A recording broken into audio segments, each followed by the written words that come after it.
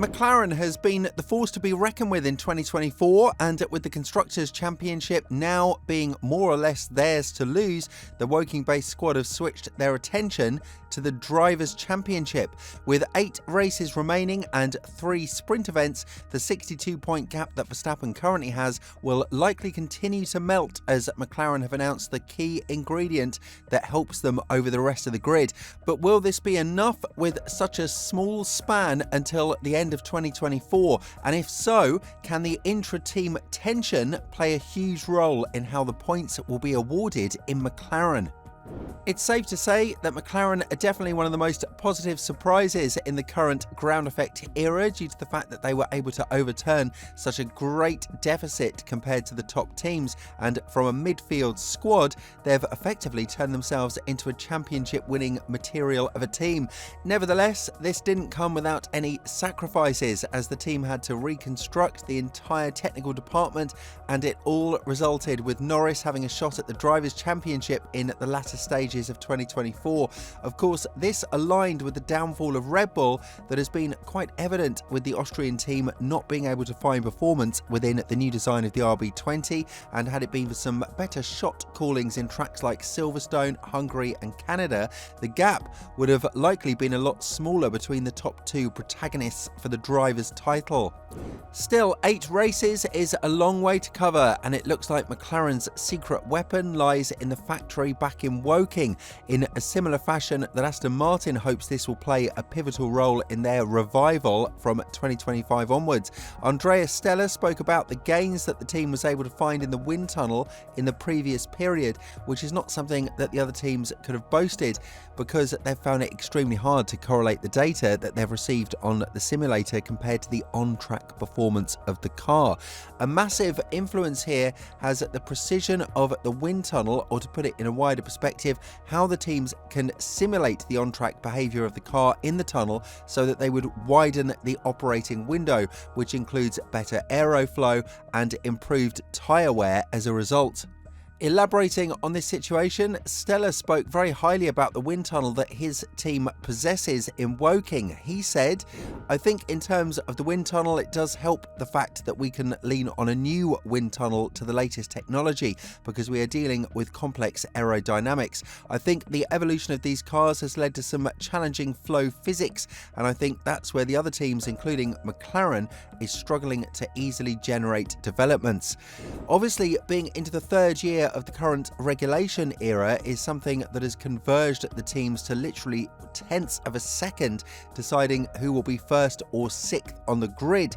But we've seen no matter where we go, McLaren is now the clear favourite, with flashes of Ferrari and Mercedes competitiveness hindering the picture of dominance from the Woking-based squad. The fact that Red Bull hasn't won a race in the last 6 events goes to show how much the rest of the grid have taken a step forward. But with Ferrari and Mercedes still being unsure in the nature of their upgrades, it puts McLaren in a league of their own when it comes to the confidence of the upgrades they're bringing. This is why they also have the luxury to postpone floor upgrades that they might have pushed a bit harder if they were in a more desperate situation like Ferrari, Red Bull and Mercedes. And this poses an even greater threat for the rest of the teams not named McLaren.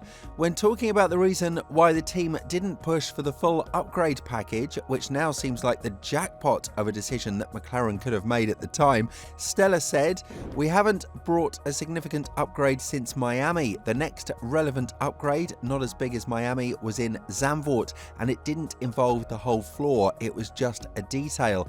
It was some other areas of the car. But there is a reason why we haven't brought some upgrades, because we see that had we pressed the go button, we might have had some doubts when these parts were tested full scale on the real car. So we are taking our time to convince ourselves that the development is mature to be taken trackside."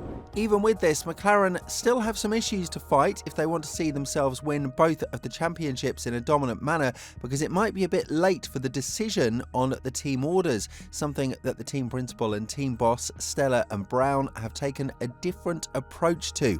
In Hungary, Norris had no business leading the race, but eventually it was the team who ruined the tactic for Piastri, who was leading the race comfortably, and to ask your leading driver in the championship to give up 5 seconds of lead just to reinstate the order and then not switch the positions in Monza, where those 3 extra points could have proved pivotal for Norris' championship charge, is something that McLaren needs to get on top of as soon as possible. Stella believes that Norris would have to be prioritised in situations where Piastri can take away some points from him, because there is only room for one champion in the sport. And while there is nothing more that would delight McLaren to see their drivers finish 1-2 again, it might be a bit late for a scenario like that.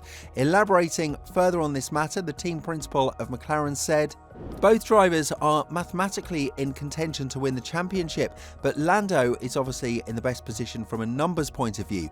Already in our conversation before Monza, we acknowledged that Lando is in the best position from a driver's championship point of view. So we will have conversations with Oscar, with Lando, and together, and then define our rules of engagement."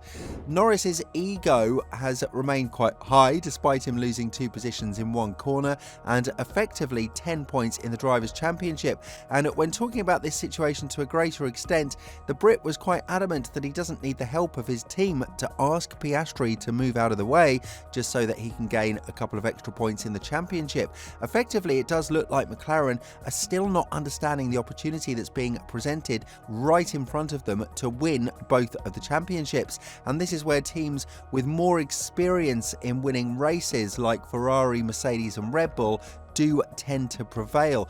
But when the team signed Piastri, they knew what type of driver they were putting next to Lando, a competitive one, and one that wouldn't bend his knee to any driver on the grid whatsoever. The racing show that Piastri has showcased in Monza, where he went for a bold and brave move in turn 4, is exactly what McLaren needs to put under control for the remainder of the season, because this is not 2016 Mercedes-like scenario, one in which there were only 2 cars who were dominating the grid and they were free to fight each other.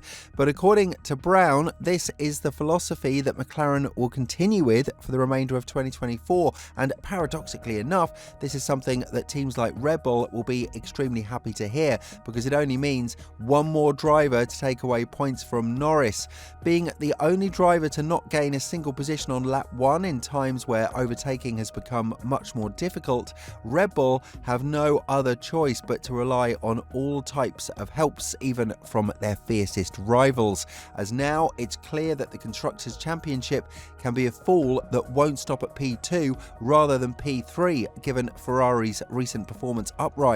When talking about the current situation in McLaren, Brown went on to compare it with the times when Senna and Prost were taking their machineries to the absolute extreme, and while it's a bold move to compare Piastri and Norris to Senna and Prost, that's exactly what the CEO of McLaren F1 did, as he went on to say, "Number 1 priority is to win both championships. I know that is 2 priorities, but they are both young drivers who want to win. We've always believed in having 2 number 1s. That is always McLaren's way. It can be very difficult to manage. You know what it was like with Hamilton, and we've seen it with Senna and Prost. Norris and Piastri get along great. They do race each other clean, and then it's philosophical. Are you a 1-car team or a 2-car team? The easiest thing would have been for Lando to just run away with it and then not have to put difficult decisions on the pit wall, but Stella and I are taking it 1 race at a time." With all this in mind, the situation in McLaren is both great and bad at the same time due to the intra-team tension that's currently present between Piastri and Norris, with their competitiveness and the clause of not having a clear number 1 driver when the circumstances allow you to do so. And it could only get spicier and fiercer from this point. Do you think that the Woking-based squad can sail off in the clear with the upgrades of the car and then have these sweet headaches to deal with afterwards? Let us know in the comments below, and once you do that, make sure to check out the video that's appearing on your screen right now.